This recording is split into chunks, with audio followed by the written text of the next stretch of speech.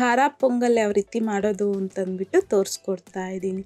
ಈ ಖಾರ ಪೊಂಗಲ್ ಯಾವ ರೀತಿ ಮಾಡೋದು ಅಂತಂದ್ಬಿಟ್ಟು ಈ ವಿಡಿಯೋನ ಎಲ್ಲೂ ಸ್ಕಿಪ್ ಮಾಡದೆ ಕೊನೆ ತನಕ ನೋಡಿಕೊಂಡು ಯಾವ ರೀತಿ ಮಾಡೋದು ಅಂತಂದ್ಬಿಟ್ಟು ಈ ಖಾರ ಪೊಂಗಲ್ನ ನೀವು ಸಹ ಒಂದ್ಸಲ ಮಾಡಿ ನೋಡಿ. ಸೊ ಬನ್ನಿ ಇವಾಗ ಲೇಟ್ ಮಾಡ್ದಿರಾ ಈ ಖಾರ ಪೊಂಗಲ್ ಯಾವ ರೀತಿ ಮಾಡೋದು ಅಂತಂದ್ಬಿಟ್ಟು ನೋಡೋಣ. ಪ್ಯಾನಲ್ಗೆ 1 ಕಪ್ ಆಗುವಷ್ಟು ಹೆಸರು ಬೇಳೆ ಹಾಕ್ಕೊತಾ ಇದ್ದೀನಿ. 1 ಕಪ್ ಬೇಳೆ ಬಂದು 250 ಗ್ರಾಮ್ ಆಗುವಷ್ಟು ಆಗುತ್ತೆ. ಈ ರೀತಿ ಮಿಕ್ಸ್ ಮಾಡ್ಕೊತ ಲೋ ಫ್ಲೇಮ್ನಲ್ಲೇ ಈ ಹೆಸರು ಬೇಳೆ ಗೋಲ್ಡನ್ ಕಲರ್ ಬರೋವರೆಗೂ ಫ್ರೈ ಮಾಡ್ಕೋಬೇಕು. ಸೊ ಈ ರೀತಿಯಾಗಿ ಕರೆಕ್ಟಾಗಿ ನಮ್ಗೆ ಇವಾಗ ಗೋಲ್ಡನ್ ಕಲರ್ಗೆ ಹೆಸರು ಬೇಳೆ ಅನ್ನೋದು ಚೇಂಜ್ ಆಗಿದೆ. ಈಗ ಫ್ಲೇಮ್ನ ಆಫ್ ಮಾಡಿಕೊಂಡು ಇದನ್ನು ಒಂದು ಬೌಲಲ್ಗೆ ತಗೊಳ್ಳಿ. ಸೊ ಯಾವ ಕಪ್ಪಲ್ಲಿ ಹೆಸರು ಬೇಳೆ ತಗೊಂಡಿದ್ದೀರೋ ಅದೇ ಕಪ್ಪಲ್ಲಿ 1 ಕಪ್ ಬಂದು ನಾನಿಲ್ಲಿ ಅಕ್ಕಿ ಹಾಕ್ಕೊತಾ ಇದ್ದೀನಿ. ಸೊ ನಾನಿಲ್ಲಿ ಬೇಳೆ ಹಾಗೇನೆ ಅಕ್ಕಿ ಎರಡನ್ನೂ ಸಮ ಪ್ರಮಾಣದಲ್ಲಿ ತಗೊಂಡಿದ್ದೀನಿ. ಸೊ ಕೆಲವರು ಪೊಂಗಲ್ಗೆ ಅರ್ಧ ಭಾಗದಷ್ಟು ಬೇಳೆ 1 ಭಾಗದಷ್ಟು ಅಕ್ಕಿ ತಗೊತಾರೆ. ಅದು ಅಷ್ಟು ಟೇಸ್ಟ್ ಚೆನ್ನಾಗಿರೋದಿಲ್ಲ. ಈ ರೀತಿ 1 ಕಪ್ ಬೇಳೆ 1 ಕಪ್ ಅಕ್ಕಿ ತಗೊಂಡ್ರೆ ಪೊಂಗಲ್ ಟೇಸ್ಟ್ ಅನ್ನೋದು ತುಂಬ ಚೆನ್ನಾಗಿ ಬರುತ್ತೆ. ಸೊ ಈಗ ನೀರನ್ನು ಹಾಕಿ 1-2 ರಿಂದ 3 ಸಲ ನೀಟಾಗಿ ವಾಶ್ ಮಾಡ್ಕೋಬೇಕು. ವಾಶ್ ಮಾಡ್ಕೊಂಡಿದ್ದಾದ ನಂತರ ಇದನ್ನು ನೆನೆಸ್ಕೊಳ್ಳೋ ಅವಶ್ಯಕತೆ ಇಲ್ಲ. ಜಸ್ಟ್ ಪಕ್ಕಕ್ಕೆ ಇಟ್ಕೊಂಡು ಈಗ ನಾನಿಲ್ಲಿ ಒಂದು ಪಾತ್ರೆಗೆ ಯಾವ ಕಪ್ಪಲ್ಲಿ ಅಕ್ಕಿ ಬೇಳೆ ತಗೊಂಡಿದ್ದೀನೋ ಅದೇ ಕಪ್ಪಲ್ಲಿ ನಾನಿವಾಗ 6 ಕಪ್ ಆಗುವಷ್ಟು ನೀರನ್ನು ಹಾಕ್ಕೊತಾ ಇದ್ದೀನಿ. ಸೊ ಈ ನೀರನ್ನು ನಾವು ಚೆನ್ನಾಗಿ ಕುದಿಸ್ಕೋಬೇಕಾಗತ್ತೆ. ಸೊ ಇದು ಕುದೀತಾ ಇರಲಿ. ಈಗ ನಾವು ಪೊಂಗಲ್ ಯಾವುದ್ರಲ್ಲಿ ಮಾಡ್ತಿರೋ ಆ ಪಾತ್ರೆಗೆ ನಾನಿಲ್ಲಿ 1-2 ರಿಂದ 3 ಟೇಬಲ್ ಸ್ಪೂನ್ ಆಗುವಷ್ಟು ತುಪ್ಪ ಹಾಕ್ಕೊಂಡಿದ್ದೀನಿ. ಈಗ ನಾವು ವಾಶ್ ಮಾಡಿ ಇಟ್ಕೊಂಡಿದ್ದೀರಲ್ವ ಹೆಸರು ಬೇಳೆನ ಫ್ರೈ ಮಾಡಿ, ಸೊ ಅಕ್ಕಿನ ಎಲ್ಲನೂ ಅದನ್ನು ಹಾಕ್ಕೊಂಡು ಮಿಕ್ಸ್ ಮಾಡ್ಕೊತ ಲೋ ಫ್ಲೇಮ್ನಲ್ಲಿ ಒಂದು 3 ರಿಂದ 4 ನಿಮಿಷ ಚೆನ್ನಾಗಿ ಫ್ರೈ ಮಾಡ್ಕೋಬೇಕು. ಈ ರೀತಿ ಫ್ರೈ ಮಾಡಿಕೊಂಡು ನಾವು ಪೊಂಗಲ್ ಮಾಡೋದ್ರಿಂದ ಪೊಂಗಲ್ ತುಂಬ ಚೆನ್ನಾಗಿರುತ್ತೆ. ಸೊ ಒಂದು 4 ನಿಮಿಷ ಆದ ನಂತರ ಇದರಲ್ಲಿಗೆ ನಾವು ಸ್ಟಾರ್ಟಿಂಗಲ್ಲಿ ಯಾವಾಗೆ ನೀರು ಬಿಸಿ ಆಗೋದಕ್ಕೆ ಇಕ್ಕಿದ್ವಲ್ಲ ಅದು ಚೆನ್ನಾಗಿ ಕುದೀತಾ ಇತ್ತು. ಸೊ ಆ ನೀರನ್ನು ತಗೊಂಡು ನಾನು ಇವಾಗ ಇದರಲ್ಲಿಗೆ ಹಾಕಿ ಮಿಕ್ಸ್ ಮಾಡ್ಕೊಂಡಿದ್ದೀನಿ. ಮೀಡಿಯಮ್ ಫ್ಲೇಮ್ನಲ್ಲಿ ಅಕ್ಕಿ ಬೇಳೆನ ಸಾಫ್ಟ್ ಆಗೋವರೆಗೂ ಬೇಯಿಸ್ಕೋಬೇಕು. ಸೊ ಈಗ ಇಲ್ಲಿ ಬೆಂದೋಗಿದೆ. ನನಗೆ ಇವಾಗ ರುಚಿಗೆ ತಕ್ಕಷ್ಟು ಸ್ವಲ್ಪ ಸಾಲ್ಟನ್ನು ಹಾಕ್ಕೊಂಡು ಮಿಕ್ಸ್ ಮಾಡಿಕೊಂಡು ನಿಮಗೆ ತೋರಿಸ್ತಾ ಇದ್ದೀನಿ ನೋಡಿ. ಕನ್ಸಿಸ್ಟೆನ್ಸಿ ಅನ್ನೋದು ನಮಗೆ ಅಕ್ಕಿ ಹಾಗೆ ಬೇಳೆ ಕರೆಕ್ಟಾಗಿ ಬೆಂದೋಗಿದೆ. ಸೊ ಈ ರೀತಿಯಾಗಿ ನಾವು ಪೊಂಗಲ್ಗೆ ಅಕ್ಕಿ ಬೇಳೆನ ಬೇಯಿಸ್ಕೋಬೇಕು. ನೀವು ಕುಕ್ಕರಲ್ಲೂ ಸಹ ಬೇಯಿಸ್ಕೋಬೋದು, ಬೇಗ ಆಗಬೇಕು ಪೊಂಗಲ್ ಅಂತಂದವರು.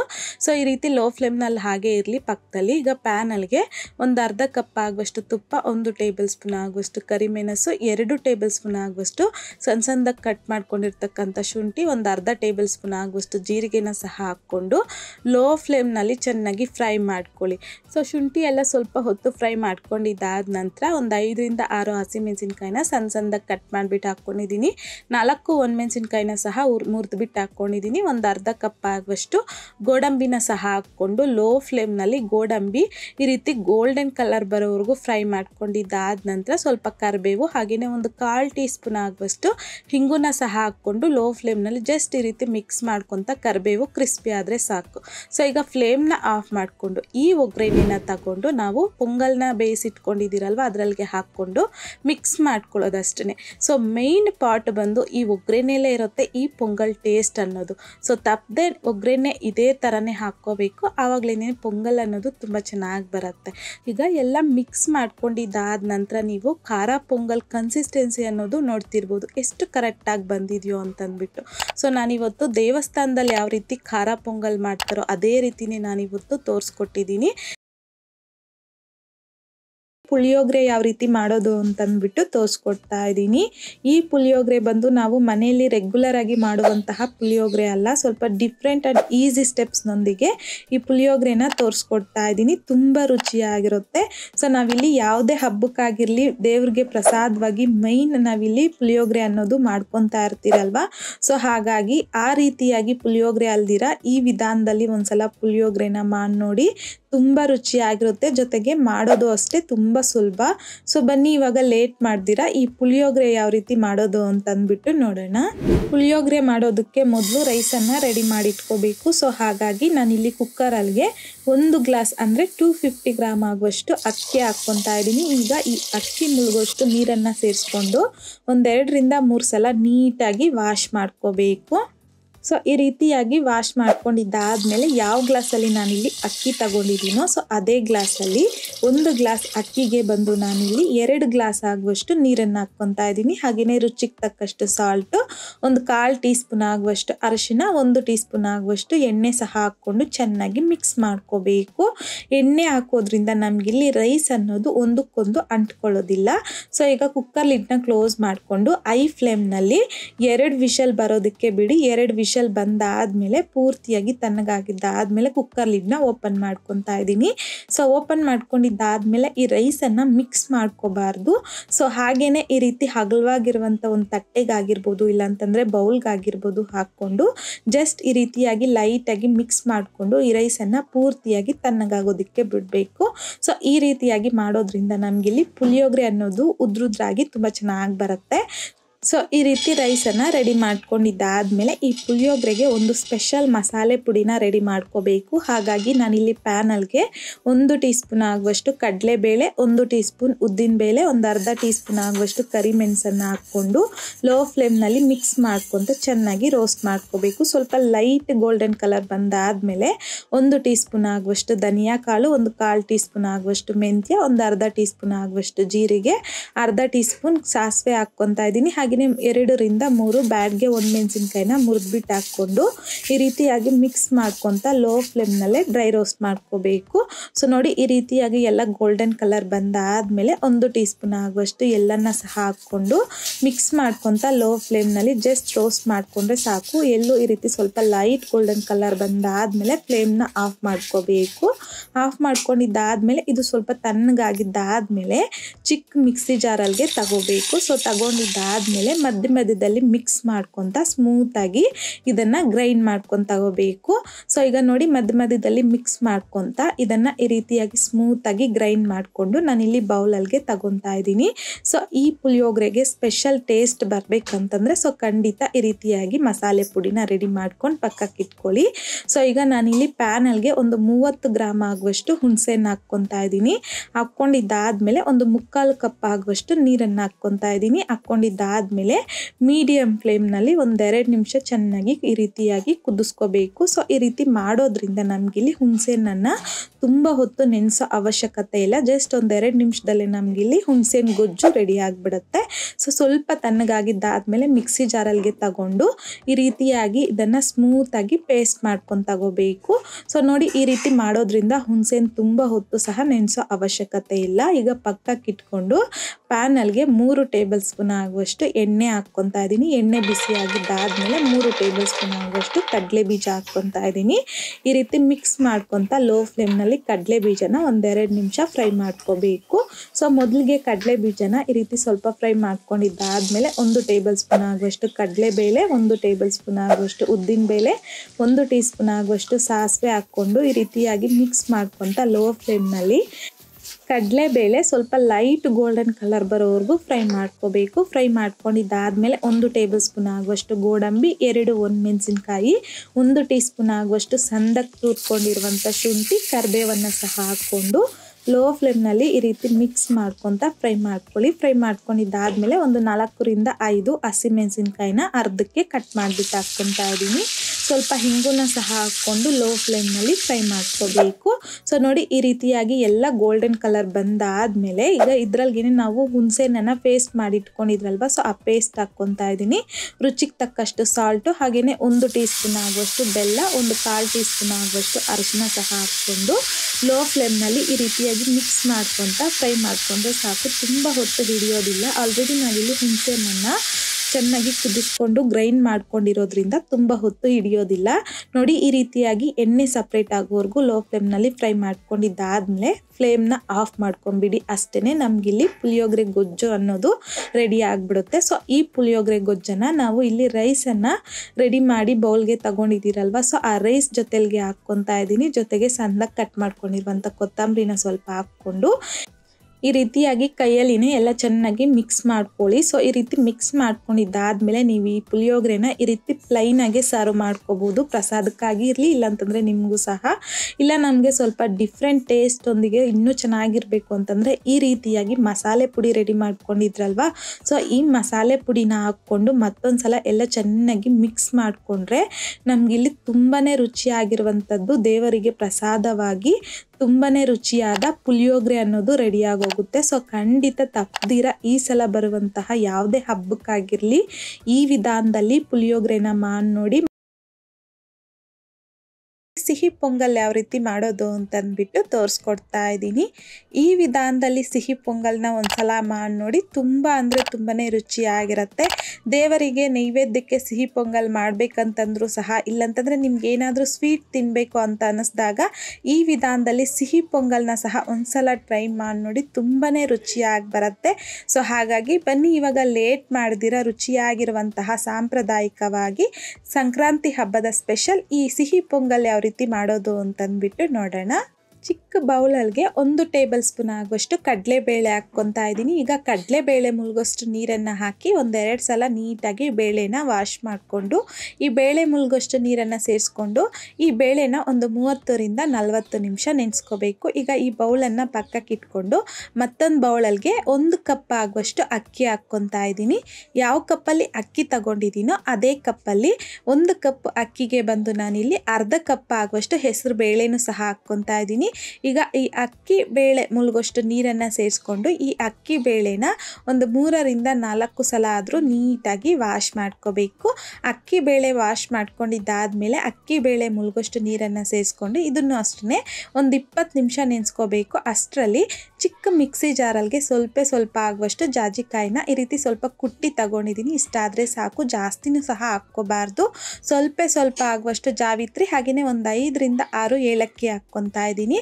ನೋಡಿ ಈ ರೀತಿ ಹಾಕ್ಕೊಂಡಿದ್ದಾದಮೇಲೆ ಇದರಲ್ಗೇನೆ 1 ಟೇಬಲ್ ಸ್ಪೂನ್ ಆಗುವಷ್ಟು ಸಕ್ಕರೆ ಹಾಕ್ಕೊತಾ ಇದ್ದೀನಿ. ಸಕ್ಕರೆ ನಾನು ಯಾಕೆ ಹಾಕ್ಕೊತಿದ್ದೀನಿ ಅಂತಂದರೆ ನಾವು ತಗೊಂಡಿರ್ತಕ್ಕಂಥ ಕ್ವಾಂಟಿಟಿ ಜಾಜಿಕಾಯಿ ಹಾಗೆಯೇ ಜಾವಿತ್ರಿ ಏಲಕ್ಕಿ ಕ್ವಾಂಟಿಟಿ ಅನ್ನೋದು ಕಡಿಮೆ ಇದೆ ಅಲ್ವಾ, ಸೊ ಪುಡಿ ಕರೆಕ್ಟಾಗಿ ಆಗೋದಿಲ್ಲ. ಹಾಗಾಗಿ ಸಕ್ಕರೆ ಸ್ವಲ್ಪ ಹಾಕ್ಕೊಂಡು ಈ ರೀತಿ ಪುಡಿ ಮಾಡಿ ಪಕ್ಕಕ್ಕೆ ಇಟ್ಕೊಳ್ಳಿ.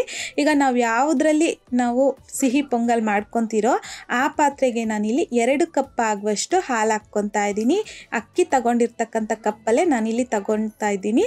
4 ಕಪ್ ಆಗುವಷ್ಟು ನೀರನ್ನು ಸಹ ಹಾಕ್ಕೊತಾ ಇದ್ದೀನಿ. ಹಾಕ್ಕೊಂಡಿದ್ದಾದಮೇಲೆ ಇದನ್ನು ಸ್ಟವ್ ಮೇಲೆ ಇಟ್ಕೋಬೇಕು. ಈ ರೀತಿ ಸ್ಟವ್ ಮೇಲೆ ಹಾಲು ಪಾತ್ರೆ ಇಟ್ಕೊಂಡಿದ್ದಾದಮೇಲೆ ಐ ಫ್ಲೇಮ್ನಲ್ಲಿ ಹಾಲನ್ನು ಚೆನ್ನಾಗಿ ಕುದಿಸ್ಕೋಬೇಕು. ಅಂದರೆ ನೋಡಿ ಈ ರೀತಿ ಹಾಲು ಬಂದು ಚೆನ್ನಾಗಿ ಹುಕ್ಕು ಬರಬೇಕು.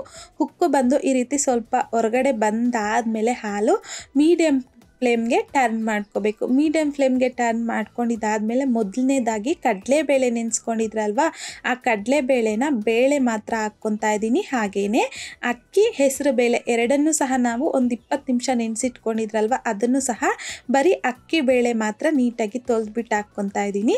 ಸೊ ಎಲ್ಲನೂ ಸಹ ಈ ರೀತಿಯಾಗಿ ಹಾಕ್ಕೊಂಡಿದ್ದಾದಮೇಲೆ ಇಮ್ಮಿಡಿಯೇಟಾಗಿ ನಾವು ಮಿಕ್ಸ್ ಮಾಡ್ಕೋಬೇಕು. ಹಾಗೆ ಬಿಟ್ಬಿಟ್ರೆ ನಾವು ಹೆಸರು ಬೇಳೆ ಎಲ್ಲ ಹಾಕಿರೋದ್ರಿಂದ ತಲ ಅಂಟೋ ಚಾನ್ಸ್ ಇರುತ್ತೆ. ಸೊ ಹಾಗಾಗಿ ಈ ರೀತಿಯಾಗಿ ಚೆನ್ನಾಗಿ ಮಿಕ್ಸ್ ಮಾಡ್ಕೊತಾ ಅಕ್ಕಿ ಬೇಳೆನ ಚೆನ್ನಾಗಿ ಬೇಯಿಸ್ಕೋಬೇಕು. ಜೊತೆಗೆ ಮೀಡಿಯಮ್ ಫ್ಲೇಮ್ನಲ್ಲಿ ಬೇಯಿಸ್ಕೋಬೇಕು. ಮಧ್ಯದಲ್ಲಿ ಈ ರೀತಿಯಾಗಿ ಮಿಕ್ಸ್ ಮಾಡ್ಕೊತಾ ಇರಿ, ಇಲ್ಲಾಂತಂದರೆ ತಲ ಅಂಟೋ ಚಾನ್ಸ್ ಇರುತ್ತೆ. ಸೊ ಹಾಗಾಗಿ ಈ ರೀತಿ ಮಧ್ಯದಲ್ಲಿ ನಾವು ಮಿಕ್ಸ್ ಮಾಡ್ಕೊತಾನೆ ನಾವಿಲ್ಲಿ ಅಕ್ಕಿ ಬೇಳೆನ ಚೆನ್ನಾಗಿ ಸಾಫ್ಟ್ ಆಗೋವರೆಗೂ ಬೇಯಿಸ್ಕೋಬೇಕು. ಈಗ ನೋಡಿ ನನಗಿಲ್ಲಿ ಅಕ್ಕಿ ಬೇಳೆ ಅನ್ನೋದು ಸಾಫ್ಟಾಗಿ ಬೆಂದೋಗಿದೆ. ಈ ರೀತಿಯಾಗಿ ನಾವಿಲ್ಲಿ ಅಕ್ಕಿ ಬೇಳೆನ ಚೆನ್ನಾಗಿ ಸಾಫ್ಟಾಗಿ ಬೆಂದಾದ್ಮೇಲೆ ನಾವು ಬೆಲ್ಲ ಹಾಕ್ಕೋಬೇಕು. ಅಕ್ಕಿ ಬೇಯೋದಕ್ಕಿಂತ ಮೊದಲೇ ಬೆಲ್ಲ ಹಾಕಿದ್ರೆ ನಮಗೆ ಆಮೇಲೆ ಅನ್ನೋದು ಬೆಲ್ಲ ಹಾಕಿದ್ದಾದ್ಮೇಲೆ ಅಕ್ಕಿ ಅನ್ನೋದು ಬೇಯೋದಿಲ್ಲ. ಹಾಗಾಗಿ ಮೊದಲು ಅಕ್ಕಿ ಬೇಳೆನ ಸಾಫ್ಟಾಗಿ ಬೇಯಿಸ್ಕೊಂಡಿದ್ದಾದ್ಮೇಲೆ ಯಾವ ಕಪ್ಪಲ್ಲಿ ಅಕ್ಕಿ ಬೇಳೆ ತಗೊಂಡಿದ್ದೀನೋ ಅದೇ ಕಪ್ಪಲ್ಲಿ 2 ಕಪ್ ಆಗುವಷ್ಟು ಬೆಲ್ಲ ಹಾಕ್ಕೊಂಡು ಈ ರೀತಿ ಮಿಕ್ಸ್ ಮಾಡ್ಕೊತ ಬೆಲ್ಲನ ಕರಗಿಸ್ಕೋಬೇಕು. ಮಧ್ಯದಲ್ಲಿ ನಾವು ಹೆಸರು ಬೇಳೆ ಹಾಕಿರ್ತೀರಲ್ವ, ಹಾಗಾಗಿ ತಲ ಅಂಟೋ ಚಾನ್ಸ್ ಇರುತ್ತೆ. ಹಾಗಾಗಿ ಸ್ವಲ್ಪ ತುಪ್ಪನ ಹಾಕ್ಕೊಂಡು ಮಿಕ್ಸ್ ಮಾಡ್ಕೊತ ಲೋ ಫ್ಲೇಮ್ನಲ್ಲಿ ಬೆಲ್ಲ ಪೂರ್ತಿಯಾಗಿ ಕರಗಿಸ್ಕೊಂಡು ಈ ರೀತಿ ಚೆನ್ನಾಗಿ ಕುದಿ ಬರಬೇಕು. ಈಗ ನಾನು ಮತ್ತೊಂದರಿಂದ 2 ಟೇಬಲ್ ಸ್ಪೂನ್ ಆಗುವಷ್ಟು ತುಪ್ಪ ಹಾಕ್ಕೊತಾ ಇದ್ದೀನಿ. ಟೋಟಲ್ ಆಗಿ ನಾನಿಲ್ಲಿ ಒಂದು 5ರಿಂದ 6 ಟೇಬಲ್ ಸ್ಪೂನ್ ಆಗುವಷ್ಟು ತುಪ್ಪ ತಗೊಂಡಿದ್ದೀನಿ. ಟೇಸ್ಟ್ ಆಗಿರ್ಬೋದು, ತುಂಬ ಚೆನ್ನಾಗಿರುತ್ತೆ ತುಪ್ಪ ಹಾಕಿದಷ್ಟು. ಹಾಗಾಗಿ ಹಾಗೆಯೇ ಸ್ಟಾರ್ಟಿಂಗಲ್ಲಿ ಏಲಕ್ಕಿ ಪುಡಿ ಮಾಡಿಟ್ಕೊಂಡಿದ್ರಲ್ವ ಆ ಪುಡಿ ಹಾಗೆಯೇ ಸ್ವಲ್ಪ ಆಗುವಷ್ಟು ಪಚ್ಚಕರ್ಪೂರ ಹಾಕ್ಕೊತಾ ಇದ್ದೀನಿ. ಈ ರೀತಿ ಸ್ವಲ್ಪ ಪಚ್ಚಕರ್ಪೂರ ಹಾಕೋದ್ರಿಂದ ಪೊಂಗಲ್ಗೆ ದೇವಸ್ಥಾನದಲ್ಲಿ ಪ್ರಸಾದ ಕೊಡ್ತಾರಲ್ಲ ಆ ಟೇಸ್ಟ್ ಬರಬೇಕಂತಂದರೆ ಈ ರೀತಿ ಸ್ವಲ್ಪ ಪಚ್ಚಕರ್ಪೂರನ ಸಹ ಹಾಕಿ ಲೋ ಫ್ಲೇಮ್ನಲ್ಲಿ ಚೆನ್ನಾಗಿ ಮಿಕ್ಸ್ ಮಾಡ್ಕೊಳ್ಳಿ. ಈ ರೀತಿ ಪೊಂಗಲ್ ಚೆನ್ನಾಗಿ ಕುದಿಸ್ಕೊಂಡಿದ್ದಾದಮೇಲೆ ಫ್ಲೇಮ್ನ ಆಫ್ ಮಾಡಿಕೊಂಡು ಈಗ ಚಿಕ್ಕ ಪ್ಯಾನಲ್ಗೆ ಒಂದು 1/4 ಕಪ್ ಆಗುವಷ್ಟು ತುಪ್ಪ ಹಾಗೆಯೇ 1/4 ಕಪ್ ಆಗುವಷ್ಟು ಗೋಡಂಬಿ 1/4 ಕಪ್ ಆಗುವಷ್ಟು ಸಣ್ಣದಾಗಿ ಕಟ್ ಮಾಡ್ಕೊಂಡಿರ್ತಕ್ಕಂಥ ಹಸಿ ಕೊಬ್ಬರಿನ ಸಹ ಹಾಕ್ಕೊಂಡು ಲೋ ಫ್ಲೇಮ್ನಲ್ಲಿ 1 ರಿಂದ 2 ನಿಮಿಷ ಗೋಡಂಬಿ ಕೊಬ್ಬರಿನ ಫ್ರೈ ಮಾಡ್ಕೊಂಡಿದ್ದಾದಮೇಲೆ 1 ರಿಂದ 2 ಟೇಬಲ್ ಸ್ಪೂನ್ ಆಗುವಷ್ಟು ಒಣದ್ರಾಕ್ಷಿನ ಸಹ ಹಾಕ್ಕೊಂಡು ಲೋ ಫ್ಲೇಮ್ನಲ್ಲಿ ಈ ರೀತಿ ಗೋಲ್ಡನ್ ಕಲರ್ ಬರೋವರೆಗೂ ಚೆನ್ನಾಗಿ ಫ್ರೈ ಮಾಡಿಕೊಂಡು ಫ್ಲೇಮ್ನ ಆಫ್ ಮಾಡ್ಕೊಂಬಿಡಿ. ಈಗ ಇದನ್ನು ತಗೊಂಡು ನಾವು ಈ ರೀತಿ ಸಿಹಿ ಪೊಂಗಲ್ ರೆಡಿ ಮಾಡಿಟ್ಕೊಂಡಿದ್ರಲ್ವ ಈ ಪೊಂಗಲಲ್ಗೆ ಫ್ರೈ ಮಾಡ್ಕೊಂಡಿರ್ತಕ್ಕಂಥ ಗೋಡಂಬಿ ದ್ರಾಕ್ಷಿ ಎಲ್ಲನೂ ಹಾಕಿ ಚೆನ್ನಾಗಿ ಮಿಕ್ಸ್ ಮಾಡ್ಕೊಳ್ಳೋದು ಅಷ್ಟೇ. ಒನ್ಸ್ ಈ ರೀತಿಯಾಗಿ ಎಲ್ಲ ನೀಟಾಗಿ ಮಿಕ್ಸ್ ಮಾಡ್ಕೊತಿದ್ದಂತೆ ನಮಗೆ ಸಾಂಪ್ರದಾಯಿಕವಾಗಿ ಸಿಹಿ ಪೊಂಗಲ್ ಅನ್ನೋದು ರೆಡಿಯಾಗೋಗುತ್ತೆ. ಶಾವಿಗೆ ಪಾಯಸ ಯಾವ ರೀತಿ ಮಾಡೋದು ಅಂತಂದ್ಬಿಟ್ಟು ತೋರಿಸ್ಕೊಡ್ತಾ ಇದ್ದೀನಿ. ಈ ವಿಧಾನದಲ್ಲಿ ಈ ಮೆಷರ್ಮೆಂಟ್ಸ್ನಲ್ಲಿ ನೀವು ಸಹ ಶಾವಿಗೆ ಪಾಯಸನ ಒಂದು ಸಲ ಮಾಡಿ ನೋಡಿ, ತುಂಬಾ ರುಚಿಯಾಗಿರುತ್ತೆ. ಸೊ ತಣ್ಣಗಾದರೂ ಸಹ ಗಟ್ಟಿಯಾಗೋದಿಲ್ಲ. ಸೊ ಬನ್ನಿ ಇವಾಗ ಲೇಟ್ ಮಾಡ್ದಿರ ಈ ಶಾವಿಗೆ ಪಾಯಸ ಯಾವ ರೀತಿ ಮಾಡೋದು ಅಂತಂದ್ಬಿಟ್ಟು ನೋಡೋಣ. ಕಡಾಯಿಗೆ 2 ಟೇಬಲ್ ಸ್ಪೂನ್ ಆಗುವಷ್ಟು ತುಪ್ಪ ಹಾಕ್ಕೊತಾ ಇದ್ದೀನಿ. ತುಪ್ಪ ಜೊತೆಯಲ್ಲಿನೇ 1 ಟೇಬಲ್ ಸ್ಪೂನ್ ಆಗುವಷ್ಟು ಗೋಡಂಬಿ ಹಾಗೆಯೇ 1 ಟೇಬಲ್ ಸ್ಪೂನ್ ಆಗುವಷ್ಟು ಬಾದಾಮಿನ ಸಹ ಈ ರೀತಿ ಸ್ವಲ್ಪ ಸಣ್ಣದಾಗಿ ಕಟ್ ಮಾಡಿಬಿಟ್ಟು ಹಾಕ್ಕೊತಾ ಇದ್ದೀನಿ. 1 ಟೇಬಲ್ ಸ್ಪೂನ್ ಆಗುವಷ್ಟು ಸಣ್ಣದಾಗಿ ಕಟ್ ಮಾಡ್ಕೊಂಡಿರ್ತಕ್ಕಂಥ ಪಿಸ್ತಾನ ಸಹ ಹಾಕ್ಕೊಂಡು ಲೋ ಫ್ಲೇಮ್ನಲ್ಲಿ ಜಸ್ಟ್ ಈ ರೀತಿ 1 ನಿಮಿಷ ಫ್ರೈ ಮಾಡ್ಕೋಬೇಕು. ಸೊ ಈ ರೀತಿ ಗೋಡಂಬಿ ಹಾಗೆಯೇ ಬಾದಾಮಿ ಪಿಸ್ತಾನ ಫ್ರೈ ಮಾಡ್ಕೊಂಡಿದ್ದಾದ ನಂತರ 1 ಟೇಬಲ್ ಸ್ಪೂನ್ ಆಗುವಷ್ಟು ದ್ರಾಕ್ಷಿ 1 ಟೇಬಲ್ ಸ್ಪೂನ್ ಆಗುವಷ್ಟು ಚಿರೋಂಜಿ ಸೀಡ್ಸ್ನ ಸಹ ಹಾಕ್ಕೊಂಡು ಲೋ ಫ್ಲೇಮ್ನಲ್ಲಿ ಈ ರೀತಿ ಗೋಡಂಬಿ ಗೋಲ್ಡನ್ ಕಲರ್ ಬರೋವರೆಗೂ ಫ್ರೈ ಮಾಡಿಕೊಂಡು ಇದನ್ನು ಒಂದು ಪ್ಲೇಟಲ್ಗೆ ತೆಗೆದು ಪಕ್ಕಕ್ಕೆ ಇಟ್ಕೊಳ್ಳಿ. ಈಗ ಇದೇ ತುಪ್ಪ ಜೊತೆಯಲ್ಲಿ ನಾನಿಲ್ಲಿ 1 ಕಪ್ ಆಗುವಷ್ಟು ಶಾವಿಗೆ ಹಾಕ್ಕೊತಾ ಇದ್ದೀನಿ. ಸೊ ಈಗ ಈ ಶಾವಿಗೆನ ಈ ರೀತಿ ಮಿಕ್ಸ್ ಮಾಡ್ಕೊತಾನೆ ನಾವು ಲೋ ಫ್ಲೇಮ್ನಲ್ಲೇ ಈ ಶಾವಿಗೆ ಗೋಲ್ಡನ್ ಕಲರ್ ಬರೋವರೆಗೂ ಫ್ರೈ ಮಾಡ್ಕೋಬೇಕು. ಈ ರೀತಿ ಶಾವಿಗೆ ಗೋಲ್ಡನ್ ಕಲರ್ ಬಂದಾದ ನಂತರ ಶಾವಿಗೆ ತಗೊಂಡಿರ್ತಕ್ಕಂಥ ಕಪ್ಪಲ್ಲೇ 3 ಕಪ್ ಆಗುವಷ್ಟು ಹಾಲು ಹಾಕ್ಕೊತಾ ಇದ್ದೀನಿ. ಹಾಲು ನಾನಿಲ್ಲಿ ನಾರ್ಮಲ್ ಆಗಿರುವಂಥದ್ದೇ ಹಾಕ್ಕೊತಾ ಇದ್ದೀನಿ, ಕಾಯಿಸಿರುವಂಥದ್ದಲ್ಲ. ನೀವು ಬೇಕು ಅಂತಂದರೆ ಹಾಲನ್ನು ಸಪ್ರೇಟಾಗಿ ಕಾಯಿಸ್ಕೊಂಡು ಆಮೇಲೆ ಶಾವಿಗೆಯಲ್ಲಿಗೆ ಹಾಕಿ ಮಿಕ್ಸ್ ಮಾಡ್ಕೊತ ಬೇಕಾದರೆ ಶಾವಿಗೆನ ಬೇಯಿಸ್ಕೋಬೋದು. ಪಾಯಸ ಅನ್ನೋದು ಇನ್ನೂ ಬೇಗ ಆಗೋಗುತ್ತೆ. ಸೊ ಈಗ ಐ ಫ್ಲೇಮ್ನಲ್ಲಿ ನೋಡಿ ಈ ರೀತಿ ಒಂದು ಸಲ ಹಾಲನ್ನು ಚೆನ್ನಾಗಿ ಕುದಿಸ್ಕೊಂಡಿದ್ದಾದ ನಂತರ ಒಂದು ಸಲ ಮಿಕ್ಸ್ ಮಾಡಿಕೊಂಡು ಈ ಟೈಮಲ್ಲಿ ಮೀಡಿಯಮ್ ಫ್ಲೇಮ್ನಲ್ಲಿ ಶಾವಿಗೆನ ಚೆನ್ನಾಗಿ ಬೇಯಿಸ್ಕೋಬೇಕು. ಮಧ್ಯದಲ್ಲಿ ಮಿಕ್ಸ್ ಮಾಡ್ಕೊತಾ ಇರಿ. ಸೊ ಈಗ ಶಾವಿಗೆ ಯಾವ ರೀತಿಯಾಗಿ ಬೆಂದಿರಬೇಕು ಅಂತಂದರೆ ಈ ರೀತಿ ಒಂದೊಂದು ತಗೊಂಡು ಪ್ರೆಸ್ ಮಾಡಿದಾಗ 2 ಪೀಸ್ ಆಗಬೇಕು. ಸೊ ಇದು ಪರ್ಫೆಕ್ಟಾಗಿ ಶಾವಿಗೆ ಪಾಯಸಗೆ ಬೆಂದಿರೋ ಹಾಗೆ. ಇನ್ನೂ ಜಾಸ್ತಿ ಬೇಯಿಸ್ಕೊಬಿಟ್ರೆ ಮುದ್ದೆ ಥರ ಆಗಿಬಿಡುತ್ತೆ. ಸೊ ಇದು ಕರೆಕ್ಟ್ ಕನ್ಸಿಸ್ಟೆನ್ಸಿ. ಸೊ ಈಗ ಒಂದು 3/4 ಕಪ್ ಆಗುವಷ್ಟು ಸಕ್ಕರೆ 1 ಚಿಟಿಕೆ ಆಗುವಷ್ಟು ಮಾತ್ರ ಸಾಫ್ರನ್ ಅಂದರೆ ಕೇಸರಿ ದಳ ಹಾಕ್ಕೊತಾ ಇದ್ದೀನಿ. ಫ್ಲೇವರ್ ಆಗಿರ್ಬೋದು, ಶಾವಿಗೆ ಪಾಯಸ ಸ್ವಲ್ಪ ಕಲರ್ ಸಹ ಚೆನ್ನಾಗಿರುತ್ತೆ. ಸೊ ಈಗ ಈ ರೀತಿಯಾಗಿ ಜಸ್ಟ್ ಮಿಕ್ಸ್ ಮಾಡ್ಕೊತ ಸಕ್ಕರೆನ ಕರಗಿಸ್ಕೊಂಡ್ರೆ ಸಾಕು. ಸಕ್ಕರೆ ಕರಗ್ತಿದ್ದಂತೆಯೇ ಮತ್ತೊಂದು ಕಪ್ ಆಗುವಷ್ಟು ಹಾಲನ್ನು ಹಾಕ್ಕೊತಾ ಇದ್ದೀನಿ. ಹಾಗೆಯೇ ಒಂದು 4 ರಿಂದ 5 ಏಲಕ್ಕಿನ ಕುಟ್ಟಿ ಪುಡಿ ಮಾಡಿ ಹಾಕ್ಕೊತಾ ಇದ್ದೀನಿ.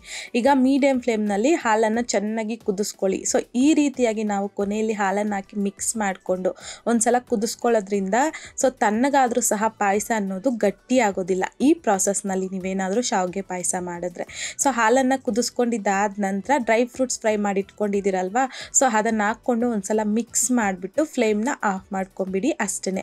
ಸೊ ಈಗ ನೀವು ನೋಡ್ತಿರ್ಬೋದು ಶಾವಿಗೆ ಪಾಯಸ ತಣ್ಣಗಾಗಿದ್ದಾದ ನಂತರ ನಾನು ನಿಮ್ಗೆ ಇಲ್ಲಿ ಕನ್ಸಿಸ್ಟೆನ್ಸಿ ಅನ್ನೋದು ತೋರಿಸ್ತಾ ಇದ್ದೀನಿ. ಸೊ ಪರ್ಫೆಕ್ಟ್ ಆಗಿರುವಂತಹ ಶಾವಿಗೆ ಪಾಯಸ ಅನ್ನೋದು ರೆಡಿಯಾಗಿ ಹೋಗಿದೆ.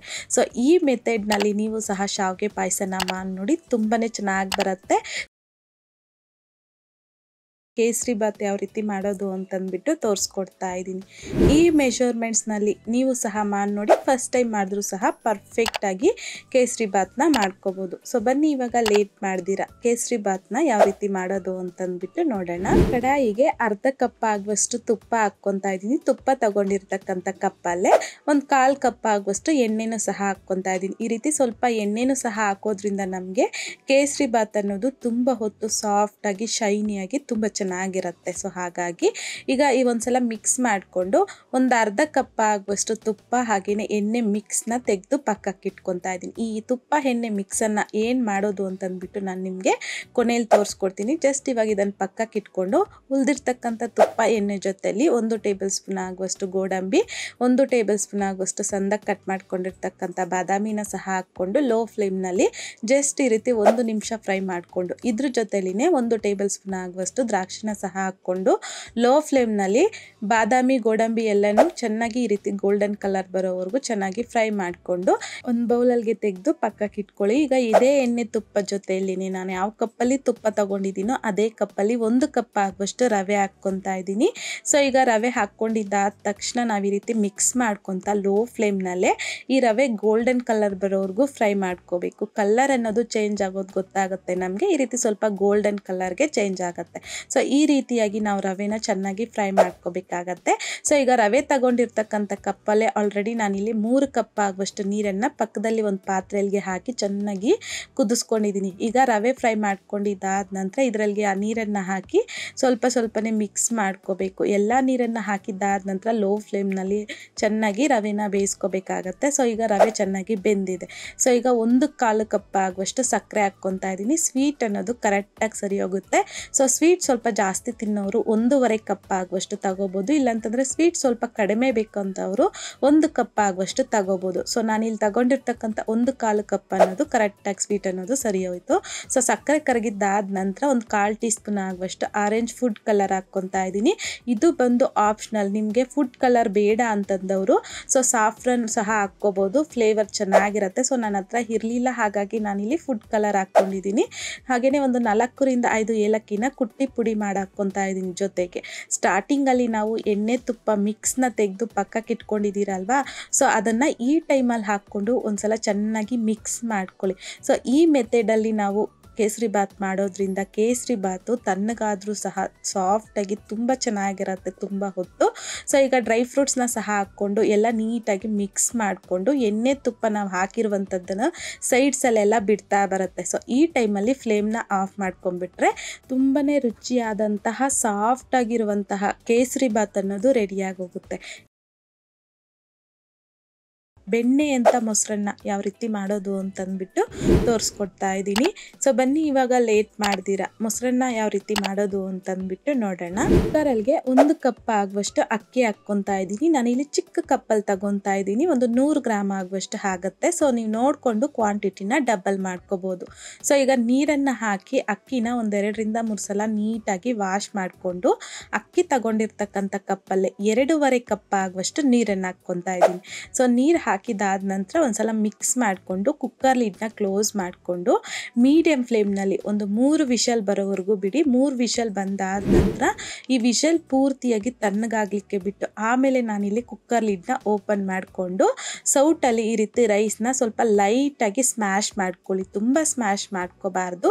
ಈ ರೀತಿ ಸ್ವಲ್ಪ ಒಂದು 4ರಿಂದ 5 ಸಲ ಮಿಕ್ಸ್ ಮಾಡ್ಕೊತ ಸ್ಮ್ಯಾಶ್ ಮಾಡಿಕೊಂಡ್ರೆ ಸಾಕು. ಸೊ ಈಗ ಇದ್ರಲ್ಗೇನೆ 1.5 ಕಪ್ ಆಗುವಷ್ಟು ಬಿಸಿ ಹಾಲು ಹಾಕ್ಕೊತಾ ಇದ್ದೀನಿ. ಯಾವ ಕಪ್ಪಲ್ಲಿ ಅಕ್ಕಿ ತಗೊಂಡಿದ್ದೀನೋ ಸೊ ಅದೇ ಕಪ್ಪಲ್ಲಿ ನಾನಿಲ್ಲಿ ಎಲ್ಲನೂ ಸಹ ಮೆಜರ್ಮೆಂಟ್ ಮಾಡಿ ತಗೊಂಡಿರುವಂಥದ್ದು. ಸೊ ನೀವು ಅಷ್ಟೇ ಯಾವುದಾದ್ರೂ 1 ಕಪ್ಪನ್ನು ಮೆಜರ್ಮೆಂಟ್ಸ್ಗೆ ತಗೊಂಡು ಮೊಸರನ್ನ ಮಾಡಿ ಕರೆಕ್ಟಾಗಿ ಬರುತ್ತೆ ಫಸ್ಟ್ ಟೈಮ್ ಮಾಡಿದ್ರು ಸಹ.